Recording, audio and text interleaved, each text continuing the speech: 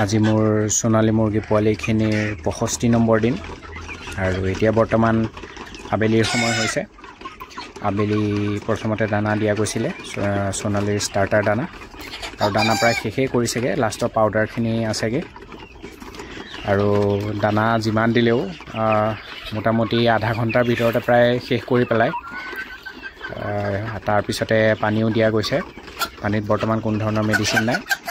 Medicine এইকেইদিন প্ৰায় ব্যৱহাৰ কৰাই নাই, আকৌ চাগে দেওবাৰলৈহে মেডিচিন ব্যৱহাৰ কৰা যাব।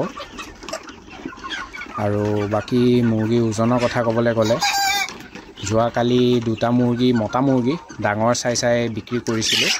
আপোনাৰ এটাত ওজন কৰিলে এটাত আপোনাৰ 1 কেজি 50 গ্ৰাম আৰু এটাত আপোনাৰ 1 কেজি হ'বলৈ 20 গ্ৰাম কম আছিলে।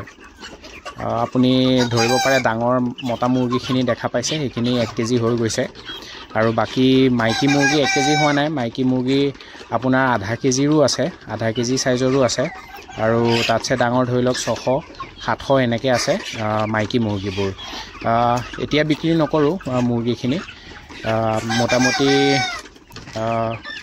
ফেব্ৰুৱাৰীৰ দ্বিতীয় সপ্তাহৰ পৰা বিক্ৰী কৰিবলৈ আৰম্ভ কৰিম আৰু আছে প্ৰায় আৰু 3-4 সপ্তাহমানৰ পাছত বিক্ৰী কৰিম। তেতিয়া ভাল এটা ওজন দেখা পোৱা যাব।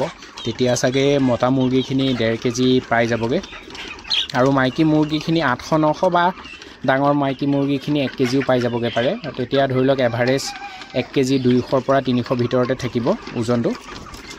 তেতিয়াই অলপমান লাভৰ মুখ দেখিবলৈ সক্ষম হোৱা যায় ভালদৰে।